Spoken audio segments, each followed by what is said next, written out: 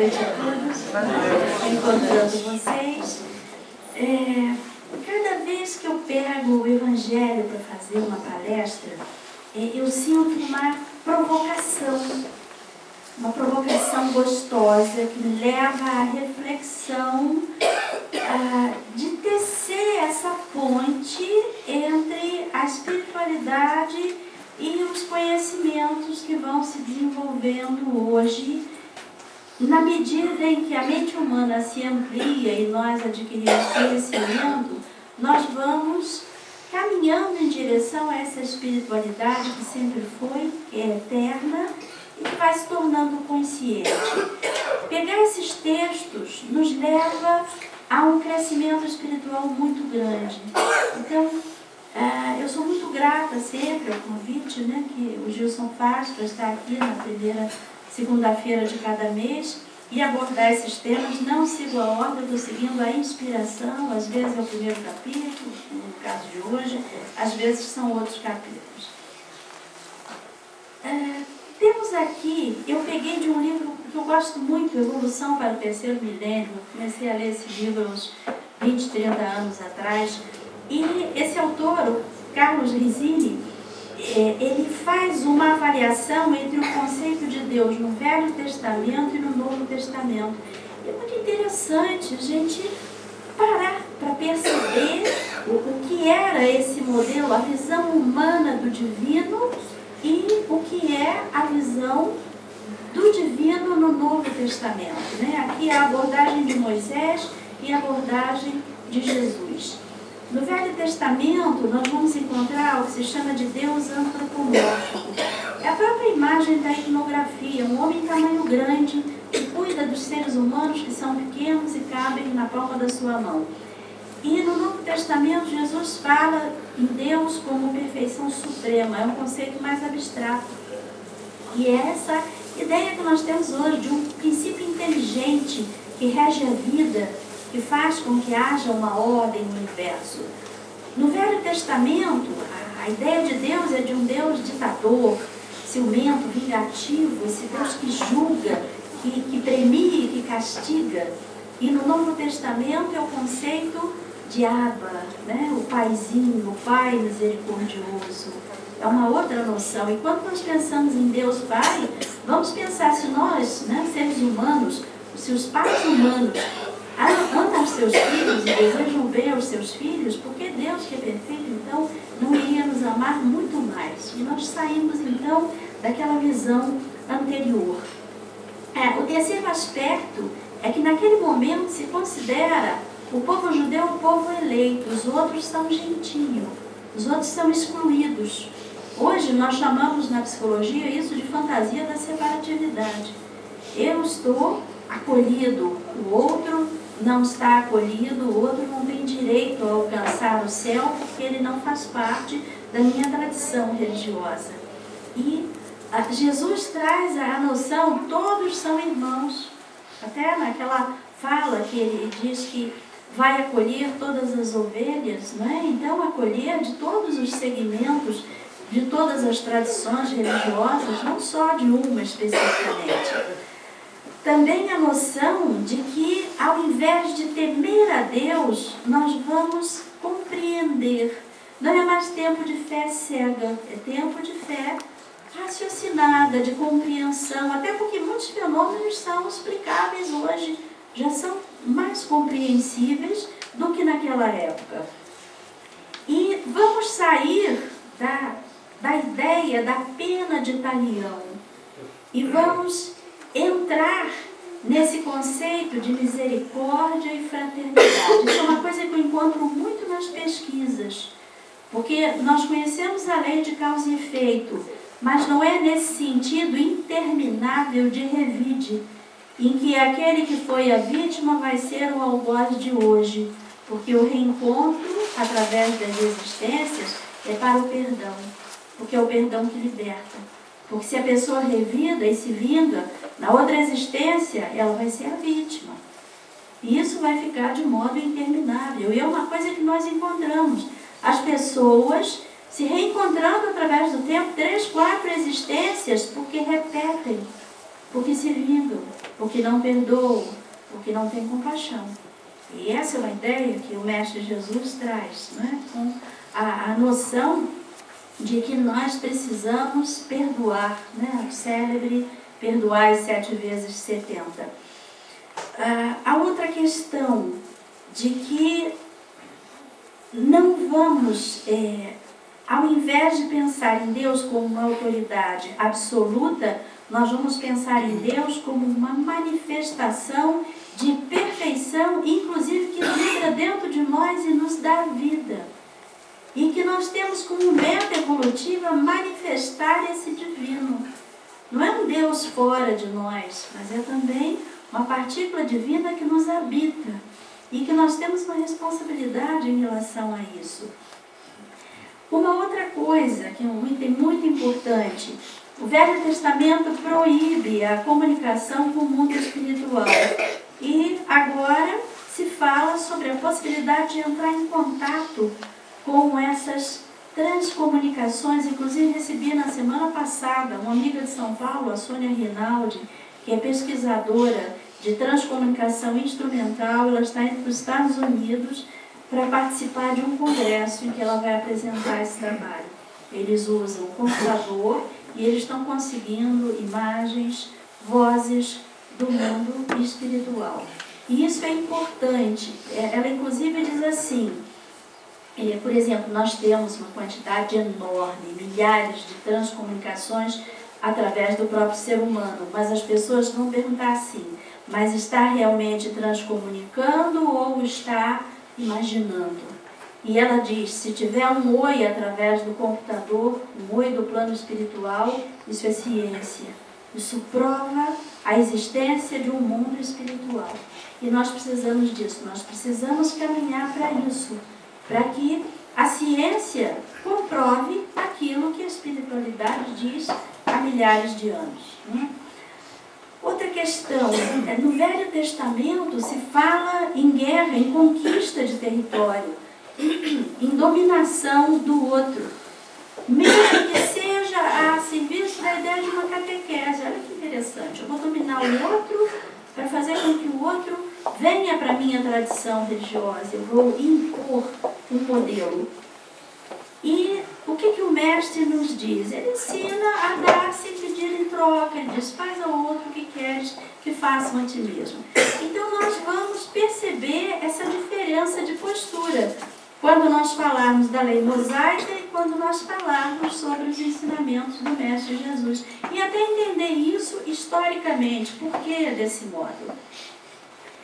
Em Mateus nós vamos encontrar essa fala aqui. Não penseis que vim destruir a lei ou os profetas. Não vim para destruí-los, mas para dar-lhes cumprimento.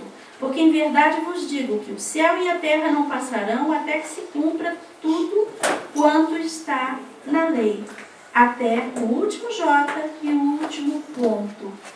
Ou seja, esse processo de aperfeiçoamento que nós vivemos, enquanto nós não concluirmos isso, nós vamos ficar voltando aqui e repetindo. Na verdade, isso é uma perda de tempo. Vamos ver até mais adiante, se nós compararmos o que foi falado há milênios atrás e a condição que nós ainda estamos hoje, eu diria que evoluímos pouco. Nós precisamos ter mais consciência evolutiva. E aqui nós temos 3 momentos, né, que são as 3 revelações. A fala de Moisés, quando ele traz a ordem, a lei do Pai. O Cristo, que é o Filho, né? A revelação espírita, que é a fala do Espírito Santo, é a conscientização.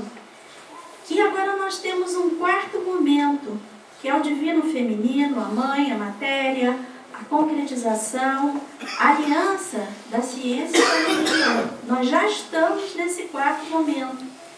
E talvez depois venha um 5º momento, em que não se precise provar nada. Porque a nossa intuição, o nosso 6º estado de consciência, ali no 5º momento, que é o 6º chakra, o nível intuitivo, nós vamos intuir e saber que a espiritualidade é. E ninguém vai precisar nos provar. E o que nós observamos?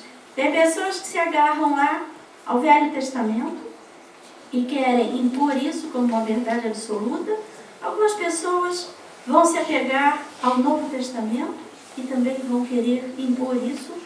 Outras vão ter o sectarismo de dizer, eu coloco isso, gente, nós precisamos ter muito cuidado com isso.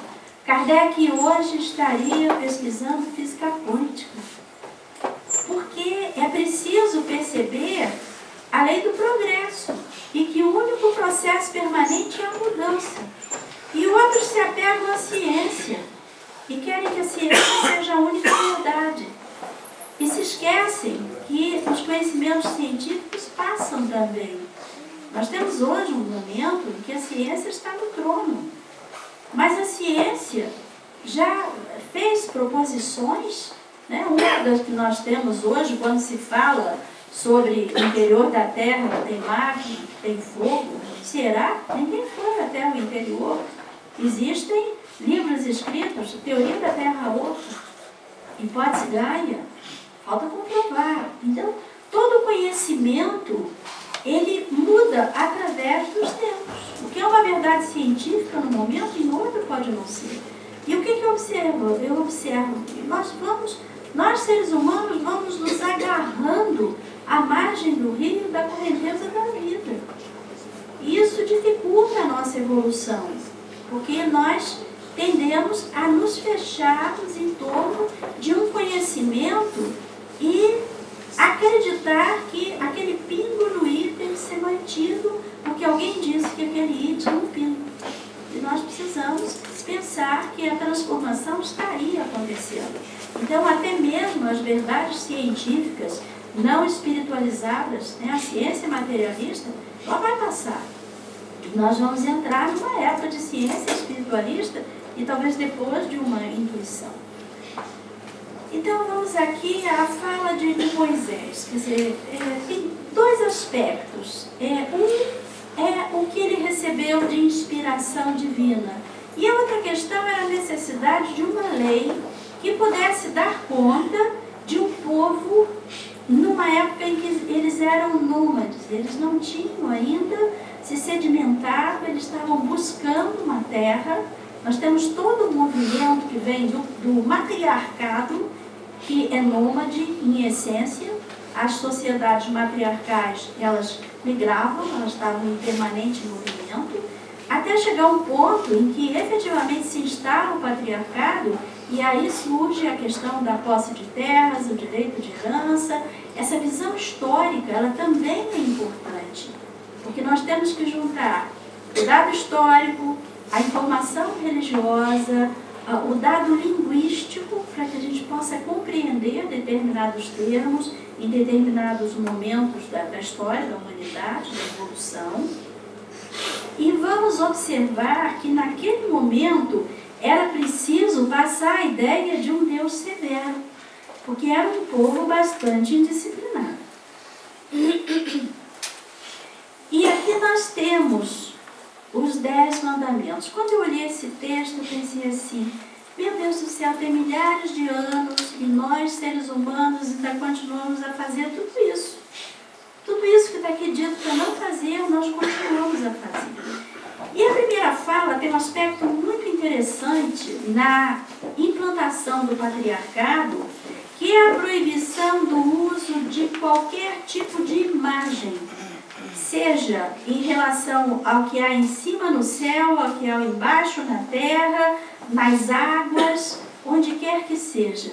Por que essa proibição, gente? Por que a proibição do uso de imagens naquele momento histórico? Porque estava se combatendo o matriarcado, que tinha como representação iconográfica a Vênus grávida. A mulher detinha o mistério da vida, não se sabia nada a respeito do processo de fecundação. E havia as imagens. E a partir daí se proibiu. E nesse movimento também se matou a ecologia.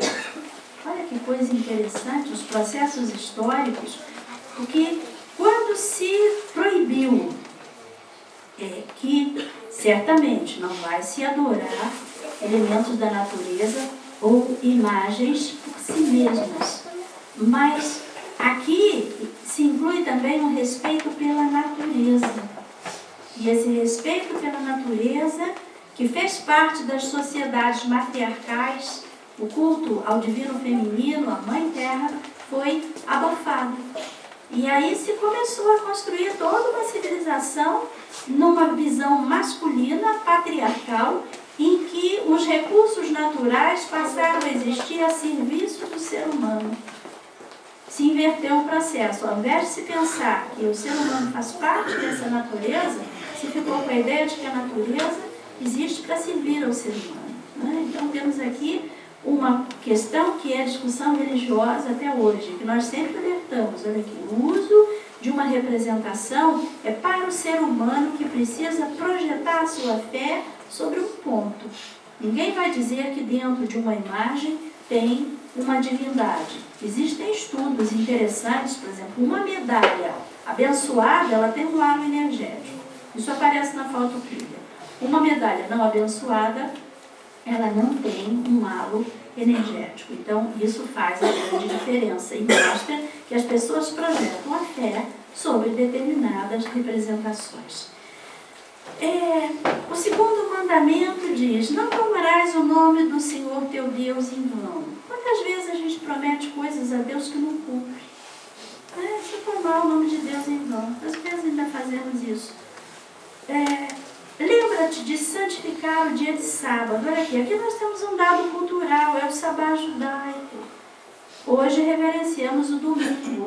Dentro do cristianismo é o Dominus Dei, é o dia de Deus. O domingo tem esse significado. Então a gente observa que historicamente algumas coisas vão se modificando. Honrarás teu pai e tua mãe para teres uma dilatada vida sobre a terra que o Senhor teu Deus há de te dar.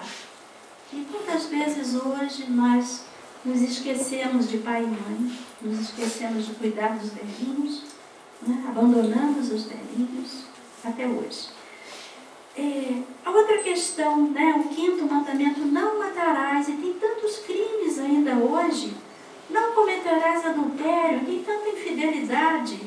Não furtarás, tem tanto roubo. Não dirás falso testemunho contra o teu próximo. E tanta maledicência, quanta fofoca ainda existe. Não desejarás a mulher do próximo. E quantas vezes isso acontece? Ou aqui no 10º, a questão da inveja, que é desejar aquilo que pertence ao outro. Eu acho que nós precisamos colocar essas leis na porta da geladeira e todo dia olhar para elas e se perguntar: será que eu ainda estou fazendo isso? Milhares de anos depois, precisamos fazer essa reflexão. E aqui nós temos essa compreensão desse povo que naquele momento precisava entender um Deus que castigava, que era indisciplinado, preconceituoso e precisava pensar num Deus terrível e obedecer muito mais do que compreender, pelo momento histórico, pelo momento evolutivo em que eles viviam. E aqui tem uma fala interessante que nos leva à compreensão da reencarnação como lei biológica. Eu trago isso como uma bandeira na minha pesquisa. Eu encontro registros transpessoais no consciente profundo das pessoas, independente de tradição religiosa. Todos têm as memórias. Nós precisamos chegar a um consenso de desvincular esse aspecto da tradição A, B, C ou D e entender como lei biológica. Porque aqui em Êxodo se diz: visito a iniquidade dos pais nos filhos até a 3ª ou 4ª geração. Não seria justo que os filhos pagassem pelos pais, mas se aquela individualidade sem nome renasce como neto, isso é muito comum, então volta a essa individualidade, o que é dela, para que seja refeito. O trabalho do perdão que ficou faltando. Então, a lei divina está visitando essa pessoa num outro momento evolutivo. Assim como faço misericórdia a milhares dos que me amam, e os que guardam os meus mandamentos. Aqui está o sentido do perdão. Eu sempre falo no perdão tríplice. A pessoa se perdoar, porque às vezes a pessoa se condena e fica se punindo através do tempo. O pedido de perdão àquele a quem se tenha prejudicado e o perdão àqueles que nos prejudicam. Porque é desse modo que nós vamos nos libertar. O perdão nos liberta do erro do outro e dos nossos erros também. Uma das falas que nós ouvimos no nosso grupo de pesquisa é uma frase muito simples. Diz assim: onde há perdão não há dívida. E nós precisamos pensar sobre isso, porque às vezes a gente fica se cobrando, e quando a gente tem uma dívida com alguém, a gente pede perdão e a pessoa diz: tá bom, deixa pra lá, acabou a dívida. E é tão simples acabar com as nossas dívidas, quaisquer que sejam. Então, esse primeiro momento, né, de uma lei mais severa é a fala de Moisés. E nós vamos entender que precisava ser assim, porque era um povo indisciplinado.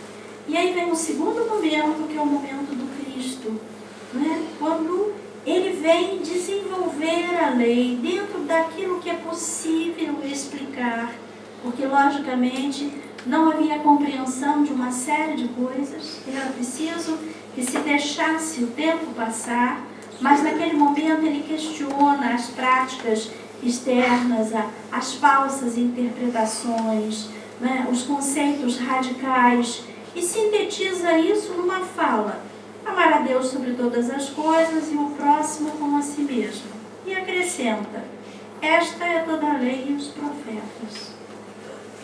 E se nós pararmos para pensar que o amor é a energia que sustenta os universos, o amor é a energia que agrega, o amor é a energia que traz saúde. Vocês já viram como as pessoas ficam bonitas, alegres e saudáveis quando estão apaixonadas? Não é? É. Ou nos momentos, nas diferentes formas de amor, a maternidade, a paternidade, a fraternidade. Como o amor faz bem à saúde. E como as emoções negativas nos adoecem. O medo, a raiva, a tristeza, tudo. Então precisamos amar muito. Precisamos refletir sobre isso e esvaziar o coração das mágoas, que são as mais águas. Precisamos deixar que as mais águas vão embora e que nós possamos inspirar, né, esse amor que nos torna alegres, saudáveis, bonitos, fraternos e etc. Aqui nós temos um aspecto importante que ainda não é usado na nossa sociedade atual. O fato de que o mestre, ele emanava uma autoridade, se nós vamos chamar assim, porque talvez não fosse, mas ele passava ensinamentos pela sua condição evolutiva.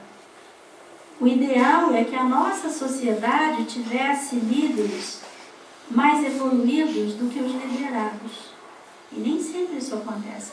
Ontem eu assistia no YouTube, vocês podem procurar lá, uma transcomunicação do Chico Xavier, depois da passagem dele, em que ele diz que Emmanuel nasceu no ano 2000, está agora com 14 anos, e que vai ser alguém da área de educação e futuramente será presidente do Brasil. Eu espero que sim, porque nós precisamos de líderes mais evoluídos do que nós, né? E postei no YouTube um vídeo sobre a missão espiritual do Brasil, um vídeo muito bem montado, que mostra que assim como as pessoas, os países têm uma missão espiritual. E a nossa missão espiritual é cristianizar, é o amor do Cristo. Não é por acaso que nós temos esse símbolo. Até no vídeo eles falam sobre a Estátua da Liberdade nos Estados Unidos como um símbolo americano daquele momento da ideia de justiça, né? de uma liberdade, mas a missão do Brasil é o Cristo, é cristianizar. E isso significa justamente expressar esse amor. E ele fala o quanto nós brasileiros somos acolhedores, somos amorosos. Eu postei no Face, meu coração é brasileiro, né? Aí na questão do jogo. E aí um amigo disse assim, meu coração é universal. Mas a ideia é que aqui no Brasil nós temos uma característica de caldeirão cultural, que não é tão comum nos outros países. E nós precisamos exercer essa nossa missão, a nossa missão pessoal e a nossa missão nacional, enquanto brasileiros, manifestar esse amor, essa relação com Cristo, né? Essa é a nossa tarefa. E na fala, aquilo que o Mestre Jesus falou, precisava também que houvesse um adiantamento para que as pessoas pudessem compreender. Então ele falou muito em metáforas. Por quê? Porque a metáfora é o símbolo, a metáfora é a linguagem do inconsciente. O nosso inconsciente, ele arquiva informações através de imagens, sons e sensações, não exatamente através de palavras. Por isso é importante o símbolo. Por isso ele falava diretamente ao inconsciente das pessoas, e não ao consciente, que o consciente às vezes não compreende, vai avaliar, questiona, e o inconsciente não, ele vai arquivar. Mas havia necessidade de esperar o amadurecimento do espírito humano. Era preciso dar tempo para que a ciência progredisse. E aí vem o terceiro momento, né? Quando eu faço estudos transreligiosos, realmente eu identifico a maravilhosa contribuição que o conhecimento espírita traz à compreensão do mundo extrafísico. Eu não encontro essa explicação em outra tradição religiosa. Eu encontro nas outras tradições outras contribuições importantes. Mas essa explicação do fenômeno espiritual vem sendo muito bem desenvolvida, né, no decorrer dos tempos, porque aqui tem um aspecto importante.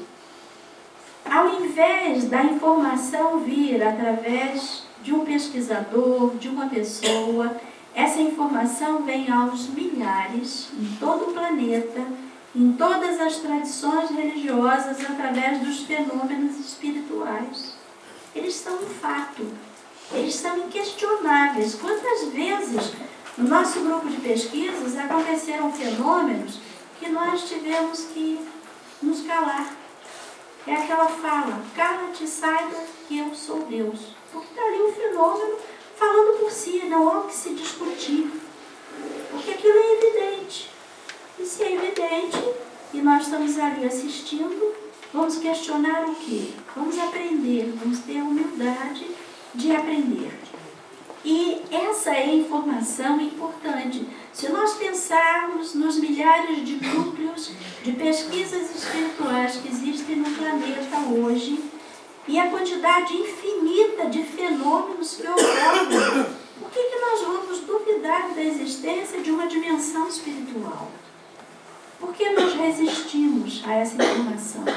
Por que nós nos agarramos na margem do rio, ao invés de seguir o fluxo do conhecimento, da aprendizagem? Como dizia o mestre, porque não temos olhos de ver e ouvidos de ouvir? Porque está tudo aí acontecendo.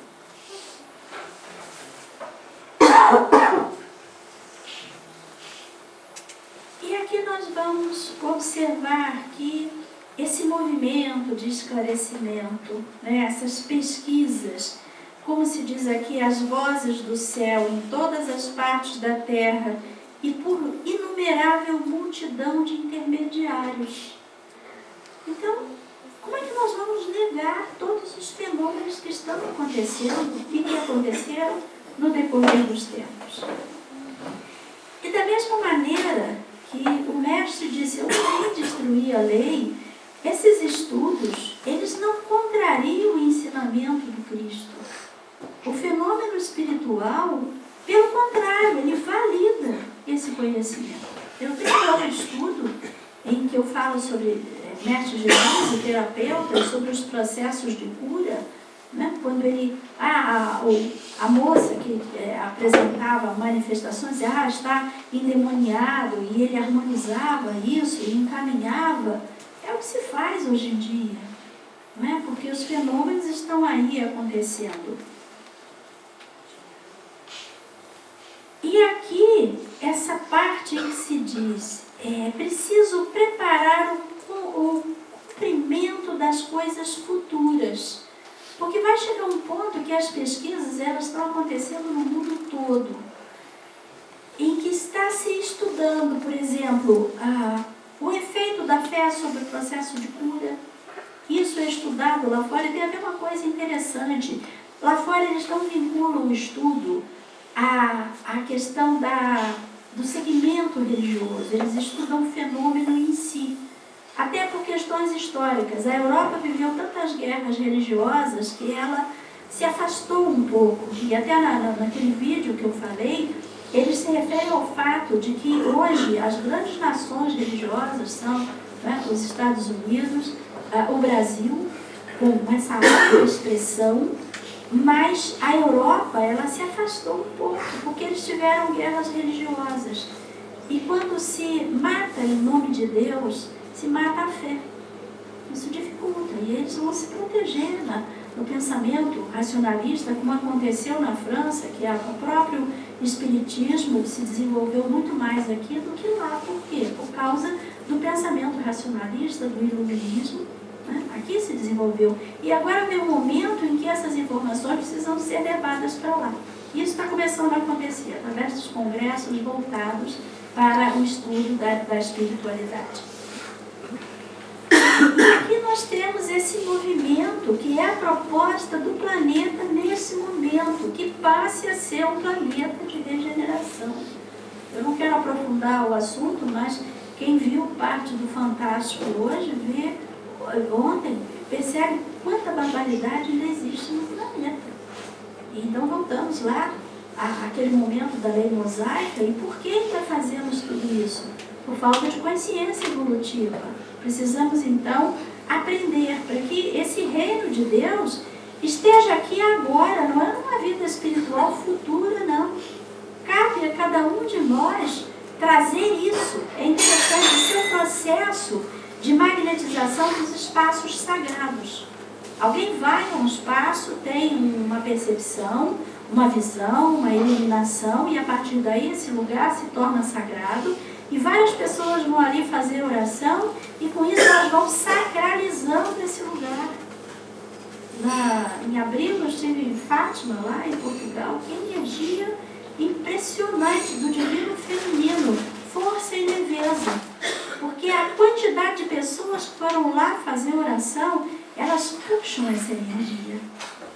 Então nós precisamos puxar a energia do divino para dentro de nós. Nós precisamos puxar a energia do divino das nossas casas. Nós precisamos puxar a energia do divino para o nosso bairro, para a nossa cidade, para o nosso país. Nós precisamos expandir, nós precisamos ancorar essa energia divina para que o planeta efetivamente entre nessa fase de regeneração e tudo isso que a gente almeja, que a gente pensa como céu. Céu pode ter uma leitura de campo energético unificado. É sair do confronto, do conflito, para a integração dos opostos. É perceber os opostos como complementares e não como opositores. Esse movimento que nós precisamos fazer. E aqui nós temos o quarto momento. Essa bandeira, né, que já é sinalizada no primeiro capítulo do Evangelho, e que diz: a ciência e a religião são as duas alavancas da inteligência humana. Uma revela as leis do mundo material e a outra as leis do mundo moral. Mas aquelas e estas leis, tendo o mesmo princípio que é Deus, não podem contradizer-se. Esse é um aspecto importante. Nenhuma pesquisa religiosa vai contradizer o divino, porque a ciência faz parte desse divino. Ela se integra, né? Se umas forem a negação das outras, umas estarão necessariamente erradas e as outras certas, porque Deus não pode querer destruir a sua própria obra. É preciso pensar que os cientistas são inspirados. Quando se diz, mas o cientista não acredita em Deus, ele talvez questione lá o Deus antropomórfico, porque ele está vendo o sentido de Deus enquanto princípio inteligente do que ele pesquisa. A história de vida dos cientistas mostra isso, o quanto eles buscaram essa compreensão do divino. A incompatibilidade que se acredita existir entre essas duas ordens de ideias provém de uma falha de observação e do excesso de exclusivismo de uma e de outra parte. Às vezes o pesquisador quer comprovar suas próprias crenças, quer ele acredite que uma coisa é ou que não é, então isso atrapalha. Disso resulta um conflito que originou a incredulidade e a intolerância. E, felizmente, a gente não percebe mais esse conflito tão acirrado nesse momento. A quantidade de pesquisadores que está, pelo contrário, buscando encontrar a explicação do divino através das leis científicas, e vão encontrar. São chegados os tempos em que os ensinamentos do Cristo devem receber o seu complemento, em que o véu lançado intencionalmente sobre algumas partes dos ensinos deve ser levantado, em que a ciência, deixando de ser exclusivamente materialista, deve levar em conta o elemento espiritual, e em que a religião, deixando de desconhecer as leis orgânicas imutáveis, essas duas forças apoiando-se simultaneamente, marchando juntas, sirvam uma de apoio à outra. Eu abri um grupo no Facebook, que é o GERC. Eu estava fazendo o GERC presencialmente, cheguei a fazer na salinha, que era uma reunião que eu já fazia há muitos anos, e fiquei sem tempo para poder fazer. Então eu abri no Facebook o GERC, que é o Grupo de Estudos Religiosos Científicos. Quem quiser é só pedir para se associar. E o que eu estou fazendo nesse grupo? Publicando os textos justamente sobre os pontos divergentes entre as tradições religiosas. Por exemplo, reencarnação e ressurreição é um dos pontos que surge divergência. Vou publicar um outro falando sobre criação e evolução. Vou publicar um outro em que se fala sobre aquela questão, os mortos não estão conscientes. Não, eles não estão conscientes, eles estão inconscientes. Então existe uma vida extrafísica. E esses textos, porque qual é a questão, às vezes, das brigas religiosas, ou entre a religião e a ciência? Ninguém quer dar o braço a torcer. E se a gente disser, está tudo certo, cada um tem suas razões. Não é? Por exemplo, na questão da reencarnação, se existe, se não existe. Se uma tradição religiosa, que eu explico no texto, está focada na individualidade sem nome, que é eterna, então somos seres eternos. Mas se uma tradição religiosa focaliza a personalidade e diz assim, não, mas você, Sueli, só vai existir enquanto personalidade entre o nascimento e a morte. Também dá certo. E aí a briga acaba, porque é igual criança quando fica disputando, e uma não quer ceder a vitória para a outra. Se os dois lados estão certos, acaba a polêmica e aí vai se poder estabelecer o diálogo interreligioso, que é uma coisa importante nesse novo tempo. E o que nós teríamos aqui como resultante? Que a religião, não mais desmentida pela ciência, adquira uma potência indestrutível, porque estará de acordo com a razão e não se lhe poderá opor à lógica irresistível dos fatos. Às vezes as pessoas perguntam assim, você acredita em reencarnação? Eu digo, não. Eu sei, porque eu faço regressão, eu lido com as pessoas, não é questão de crença, eu tenho ali um fato. A pessoa regride aquela memória que não faz sentido, ela traz uma carga emocional, então eu não estou falando de crença, eu estou falando de fenômeno. A ciência e a religião não puderam entender, mas agora estão se entendendo, porque era necessário que alguma coisa preenchesse o espaço que as separava, um traço de união que as ligasse. Esse traço está no conhecimento das leis que regem o mundo espiritual e suas relações com o mundo corporal. Leis tão imutáveis como as que regulam o movimento dos astros e a existência dos seres. Eu tenho um outro estudo sobre as leis espirituais que junta leis evolutivas de vários conhecimentos. Também é um tema interessante, porque se nós conhecermos as leis que regem a vida, nós vamos saber jogar bem o jogo da vida. Porque, na verdade, somos mais livres quanto mais obedecemos a essas leis. Mas é um tema um pouco mais demorado. Uma vez constatadas pela experiência essas relações, uma nova luz se fez. A fé se dirigiu à razão, esta nada encontrou de ilógico na fé e o materialismo foi vencido. Esse é o momento que nós estamos vivendo, né? Desse processo em que vai se comprovando. Mas nisso, como em tudo, há os que ficam retardados até que sejam arrastados pelo movimento geral. Eu nem acho que vai esmagar, mas né, vai levar, se quiserem resistir, em vez de se entregarem. É toda uma revolução moral que se realiza neste momento sob a ação dos espíritos. Depois de elaborado durante mais de 18 séculos, ela chega ao momento de eclosão e marcará uma nova era da humanidade. Gente, 18 séculos é muito tempo, né? 18 dá um 9, o 9 simboliza a transformação, o equilíbrio cósmico. Ela deve produzir inevitáveis modificações nas relações sociais, contra o que ninguém poderá opor-se. Porque olha aqui, se nós entendermos reencarnação como lei evolutiva, como fato, isso vai levar a pessoa a pensar duas vezes em relação ao que ela vai fazer, ao mal que ela vai fazer. Porque se ela souber que volta para ela, para fazer prova de segunda chamada, então é melhor passar de ano de uma vez, né? E não ficar repetindo a escola.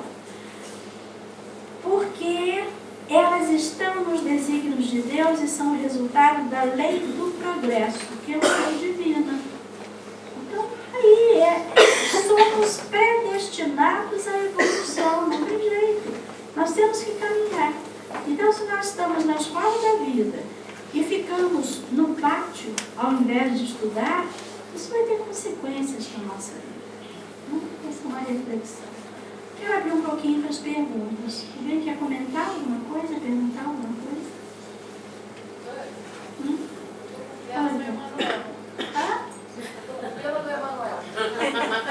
Não, ele...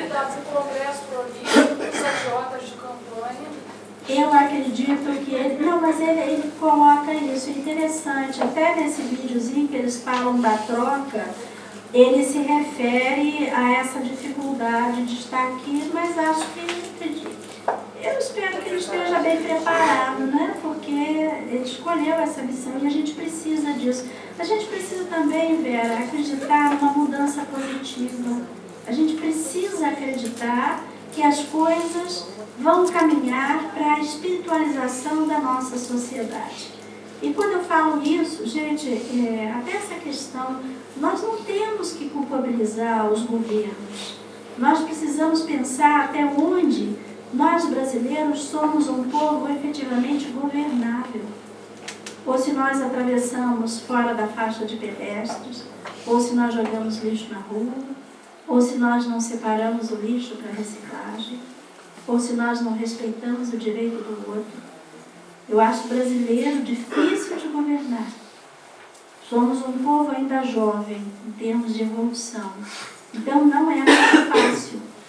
E nós depositamos todas essas expectativas naqueles que nos governam, ao invés de entender que nós os colocamos lá como nossos representantes. Então esse é um aspecto importante. E a pergunta é, até onde, se nós estivéssemos lá, faríamos efetivamente diferente? Ou estaríamos ali repetindo todas as questões que os 10 mandamentos, milênios atrás, disseram para nós não fazermos, de desejar aquilo que pertence ao outro? O poder é um desafio evolutivo muito grande. O poder é ilusório, na verdade o que tem poder é o divino, mas a pessoa se ilude na posição de poder, se envaidece e escorrega. E depois, né, eu já falei sobre isso aqui uma vez na Quinta da Boa Vista, o louco subia as escadas e dizia, deixa eu entrar, eu moro aí, essa é a minha casa.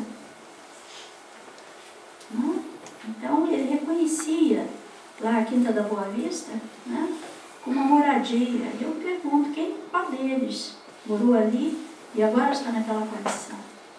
E nós precisamos pensar sobre isso, né? E vamos pedir que Emmanuel realmente, com toda a trajetória evolutiva que ele teve, ele possa, né, com certeza fazer de outro modo, porque O Brasil tem uma missão espiritual, e nada disso é por acaso. O que mais? Uma frase muito interessante que ele diz que a religião sem a ciência é cega. E a ciência sem a religião é manca. Sim. E nós vemos um dos pilares da doutrina espírita, tem a filosofia, tem a espiritualidade, que é o Evangelho de Jesus, e tem a ciência, que Jesus usava muito bem através do magnetismo de cura. Então, para nós, fica muito confortável entender isso com as manifestações científicas através do magnetismo, que é a ciência, que Jesus usava, e através do magnetismo que sustenta todos os corpos nos multiversos, não só nesse universo que a gente conhece, mas em outros universos. Sim, a questão é que agora a gente precisa levar isso para dentro da universidade. Esse é o quarto momento, porque ainda falta, veja bem, se dentro de uma proposta se entende, se estuda o fenômeno espiritual, mas é preciso que ele entorne sobre a visão racionalista dos meios acadêmicos, para que se faça pesquisa espiritual. Esse é o quarto momento que nós falamos. Está faltando isso. Já tem um trabalho de pesquisa. Sim, está acontecendo. Através do magnetismo das mãos. Sim. Mas é uma matéria eletiva. Eu sei, mas esse é o movimento que gradualmente se rompa o preconceito de que a ciência não pode pesquisar a espiritualidade no meio acadêmico. Porque está faltando isso. É pesquisado, aos pouquinhos está entrando. Foi pesquisado no campo externo, nos grupos de estudos espirituais, mas está faltando dentro do meio acadêmico, que está começando agora. Esse é o quarto momento que nós falamos. Né? Preciso disso. Sim? Pode falar. Boa noite. Boa noite. Através de estudos, né, no próprio Chico e no próprio Evangelho, sobre o Espiritismo, alguns livros de Kardec falam muito sobre a obsessão coletiva ao qual o planeta Terra vivia antes da vinda de Jesus, né, que ele participou da formação do planeta, aquela coisa toda. Né. Até essa fase da obsessão coletiva, a dificuldade que ele teve, né, de trazer para ele os apóstolos, que eram aqueles espíritos que eles praticamente foi escolhido ali. A dificuldade que se teve naquela época, se fosse hoje, você acha que teria mais a mesma dificuldade? Você diz se ele faria isso hoje? Exato. Não precisa, porque o que acontece? 2000 anos depois, nós estamos mais evoluídos. Então, nós agora temos essa tarefa, dentro do nosso pequeno alcance, de fazer esse processo. Então, foi feito naquele momento porque não havia na humanidade a humanidade não tinha evolução suficiente para entender esse procedimento e para colocar isso em prática. Hoje em dia já tem a quantidade de espaços que trabalham os processos obsessivos, centros fazem isso, né? E, inclusive, gente, eu não vou poder abordar aqui, que nós vamos encerrar às 8h30, né? O tema seria para seminário, mas nós encontramos muito nas nossas pesquisas processos obsessivos intervivos. Não são só os seres da dimensão espiritual que obsidiam, não. Às vezes nós obsidiamos uns aos outros. Então, encontramos recentemente uma questão... A obsessão também. Também, mas olha aqui, eu tenho encontrado muito caso de processo obsessivo intervivos, com sintomas sérios de emagrecimento, de vômito, quando se encontra, que vamos dizer, uma pessoa está somatizando a experiência da outra que foi ser viciada na infância. E capta, é o princípio da captação psíquica, e somatiza, e corre todos os consultórios e os ambulatórios e não se descobre, porque na verdade ela está esvaziando uma experiência de serviço sexual de criança em vários com continuidade, não foi um único episódio, foram vários, foi durante muito tempo. Então, isso, nesse momento evolutivo em que a consciência está se abrindo, isso emerge para ser curado.